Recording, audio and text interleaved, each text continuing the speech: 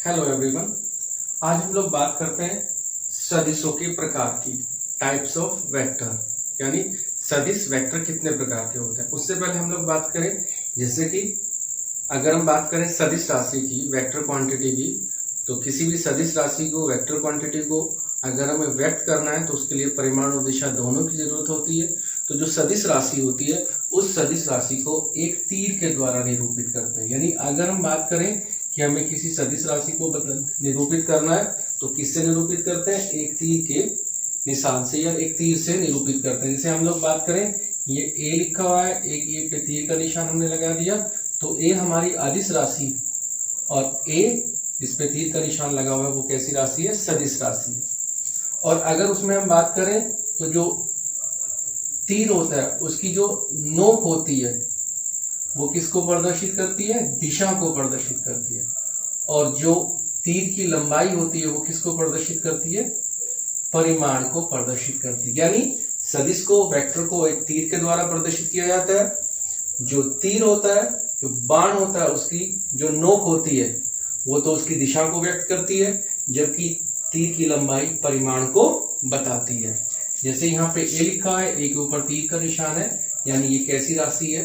Vector राशि है, सदिश राशि है। अब हम लोग बात करते हैं सदिशों के प्रकार की, टाइप्स ऑफ वेक्टर, यानी वेक्टर कितने प्रकार के होते हैं। सबसे पहले प्रकार की बात करें तो जो सबसे पहला प्रकार है वो होता है समान वेक्टर। देखिए, सदिश है उसको हम वेक्टर, क्योंकि इंग्लिश में वेक्टर बोलते हैं तो वेक्टर ज्यादा चलता है, सदिश भी लिख सकते हैं, उससे कोई फर्क नहीं पड़ता। समान वेक्टर क्या होते हैं? समान वेक्टर वे परस्पर समांतर वेक्टर जिनके परिमाण एवं दिशा समान होती है,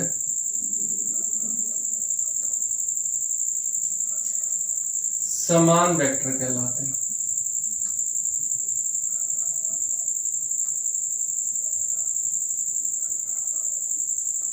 क्या कहलाते हैं? समान वेक्टर कहलाते हैं। यानी अगर हमारे पास दो या दो से ज्यादा वेक्टर हैं, उनके परिमाण समान है और दिशा भी समान है, और वो कैसे हैं? समांतर है, तो हम उनको क्या कह सकते हैं? समान वेक्टर कह सकते हैं। फॉर एग्जाम्पल की बात करें, जैसे हमने कहा यहाँ पे आप देख रहे हैं एक ए वेक्टर है, एक बी वेक्टर है, दोनों की नोक एक ही दिशा में है, यानी दिशा समान हो गई और लंबाई भी समान है, तो हम कह सकते हैं कि जो ए वेक्टर है वो किसके बराबर है? B vector. यानी दोनों कैसे है? समान है, तीनों कंडीशन पूरी कर रहे हैं, दिशा भी समान है, लंबाई भी समान है, यानी परिमाण भी समान है और समांतर भी है। उसी तरीके से अगर हम यहाँ पे कहें ये हमारा सी है और ये हमारा डी है, तो यहाँ पे भी आप देख रहे होंगे सी वेक्टर किसके बराबर है? डी वेक्टर के। दूसरा होता है असमान या विपरीत वेक्टर। असमान या विपरीत वेक्टर क्या होते हैं? कि वे परस्पर समांतर वेक्टर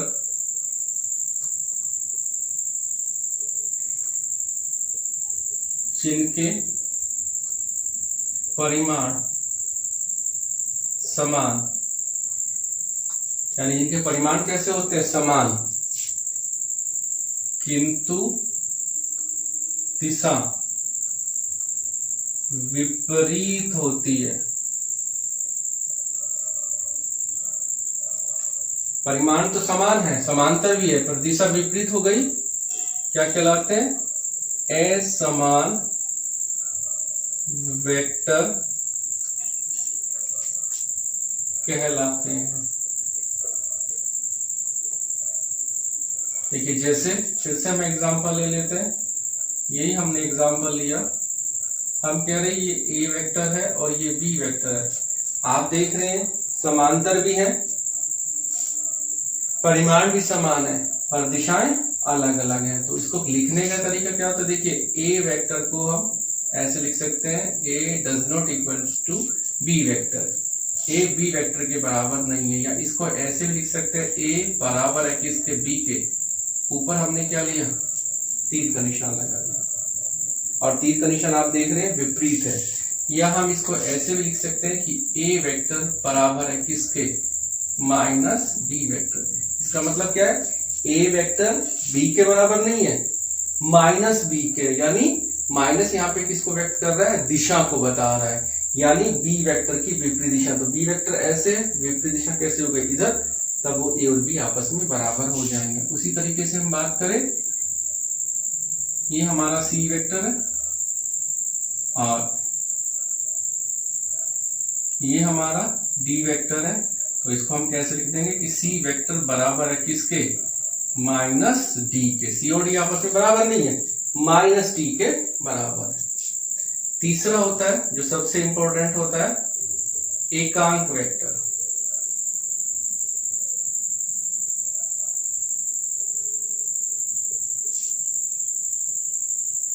वह वेक्टर जिसका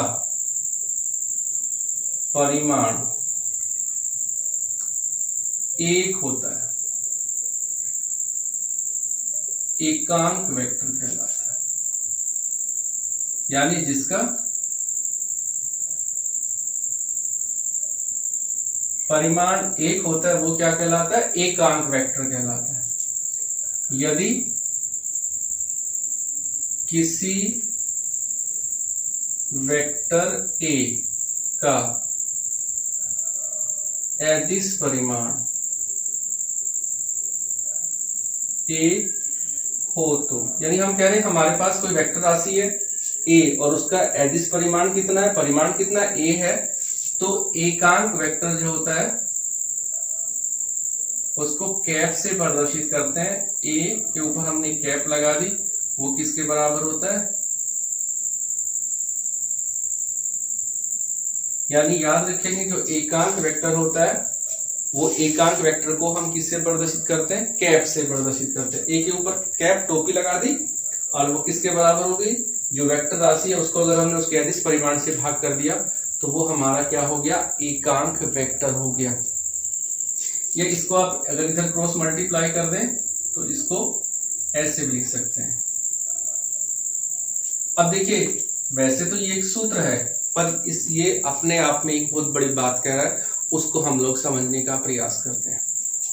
जैसे हम लोग इधर समझते हैं उसको, हम कह रहे हैं कि ये हमारा क्या है, ए है, ये हमारा अदिश परिमाण है, यानी इसमें दिशा नहीं है, और हमने इसमें किसकी गुणा कर दी, ए कैप की गुणा कर दी।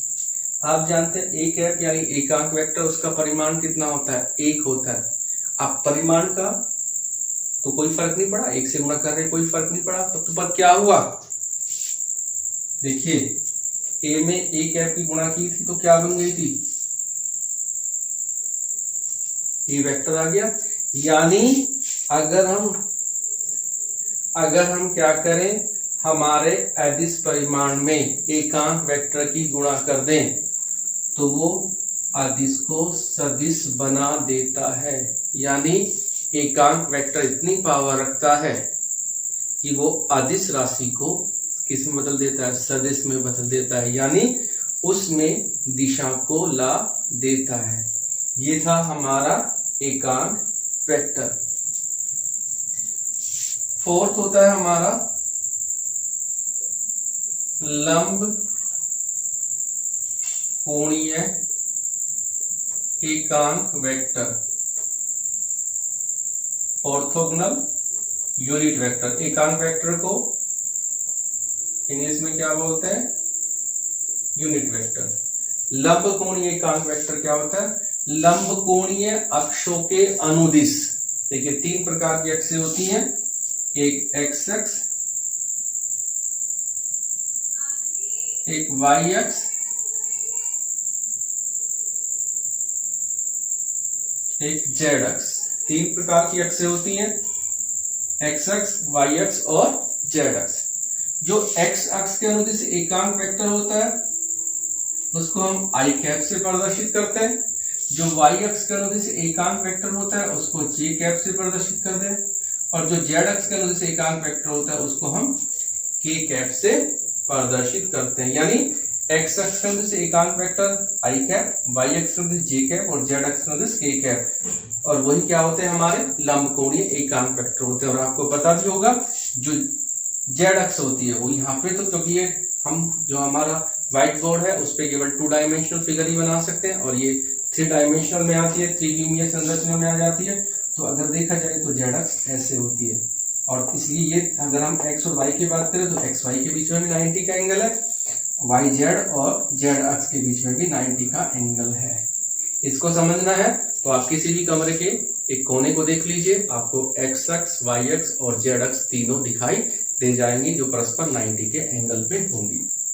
ये था हमारा लंबकोणीय एकांक वेक्टर। इसकी बात करें, जैसे हम कह रहे हैं कि हमारे पास कोई कण है जो y अक्ष पर चलने के लिए स्वतंत्र है, या ऐसे कह सकते हैं जो y अक्ष पर चलने के लिए प्रतिबद्ध है, यानी उसको y अक्ष पे ही चलना है, और वो 10 मीटर चलता है, यानी वो हम कह सकते हैं कि वो 10 मीटर विस्थापित होता है। अब देखिए y अक्ष पे चल रहा है और 10 मीटर विस्थापित हो रहा है, तो अगर हम बात करें d की तो d 10 मीटर है, और ये केवल किसको बता रहा है, परिमाण को बता रहा है।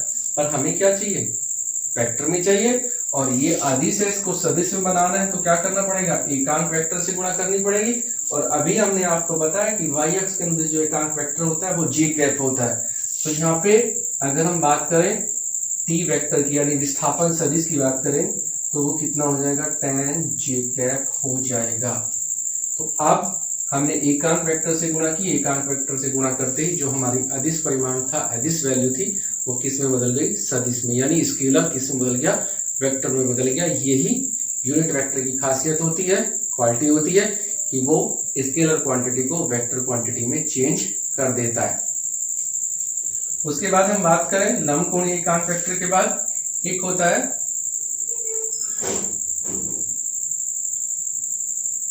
स्थिति वेक्टर।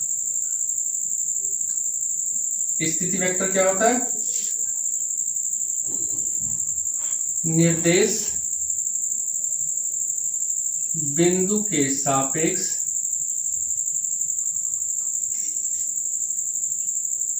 किसी कण की या किसी वस्तु की स्थिति को प्रदर्शित करने वाले सदिश, या क्योंकि हम वेक्टर ही लेके चल रहे हैं तो यहाँ पे भी स्थिति में करने वाले वेक्टर को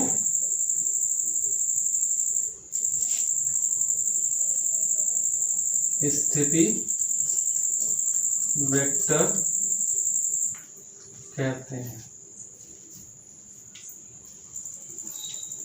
यानी जो मूल बिंदु के सापेक्ष किसी निर्देश बिंदु भी कहते हैं, किसी कण की स्थिति को बताएगा, वही हमारा क्या होता है, स्थिति वेक्टर होता है। इसके अलावा भी कुछ और वेक्टर होते हैं हमारे, उनको हम समझने का करते हैं। जैसे उसके बाद एक हमारा होता है शून्य वेक्टर।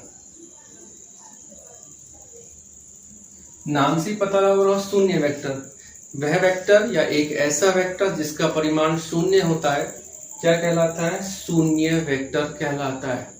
और शून्य वेक्टर की दिशा स्वैच्छिक होती है, यानी उसको हम किसी भी दिशा में ले सकते हैं।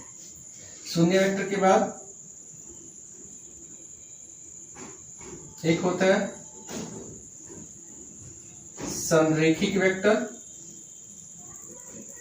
नाम से पता लगा, संरेखिक, एक ही रेखा में वे वेक्टर जो एक ही रेखा में होते हैं, एक ही दिशा में होते हैं, वो क्या कहलाते हैं, संरेखिक वेक्टर कहलाते हैं। और एक होता है हमारा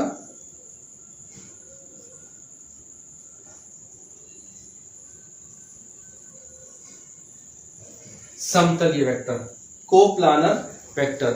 वे वेक्टर जो एक ही तल में होते हैं समतलीय वेक्टर कहलाते हैं। जैसे हम कहें कि एक हमारे पास p वेक्टर है, एक हमारे पास q वेक्टर है, एक हमारे पास r वेक्टर है, पर ये तीनों किसमें, एक ही तल में है। आप देख रहे हैं व्हाइट बोर्ड पे ही बने हुए हैं, तो ये हमारे क्या हो गए, समतलीय वेक्टर। तो ये थे वेक्टरों के प्रकार, और इन प्रकार में जो सबसे इंपॉर्टेंट है वो है एकांक वेक्टर।